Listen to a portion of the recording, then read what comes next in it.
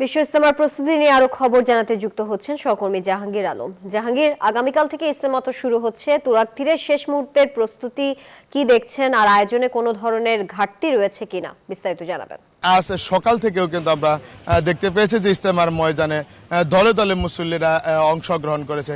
আমি যদি একটু দেখাই যে এই যে ইজতেমার যে ময়দান রয়েছে সেই ময়দানে কিন্তু মুসল্লিদের ঢল নেমেছে এবং তাদের সাথে আমার কথা হয়েছে। তারা যেমনটি বলছিলেন যে আল্লাহর নৈকট্য লাভের আশায় এবং আল্লাহকে রাজি খুশি করানোর জন্য কিন্তু তারা এই ইজতেমায় এসেছেন এবং আগামীকাল সকালে ফজরের নামাজের পর আহ্বানের মধ্য দিয়েই কিন্তু শুরু হবে এবারের বিশ্ব ইজতেমার প্রথম পর্ব। আমি যদি একটু জানিয়ে রাখি যে প্রথম পর্ব 31শে জানুয়ারি এবং 2 ফেব্রুয়ারি কিন্তু এই বিশ্ব ইজতেমার প্রথম পর্বের কিন্তু আখেরি মুনাজাত এবং এরপরে কিন্তু 3 ফেব্রুয়ারি থেকে 5 ফেব্রুয়ারি পর্যন্ত শুরায়ে নেজামের যে ইজতেমা, এই ইজতেমার দ্বিতীয় পর্ব অনুষ্ঠিত হবে। এবং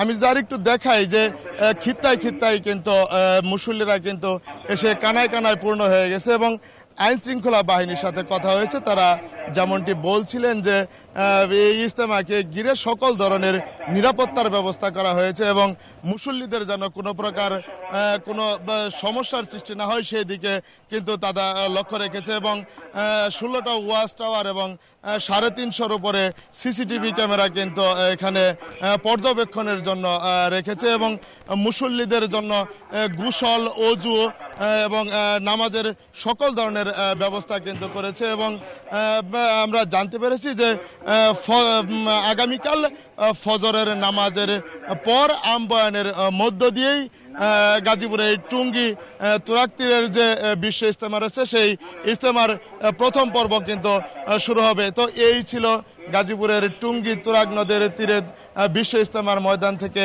আমার কাছে সর্বশেষ তথ্য। তানিয়া হারুন।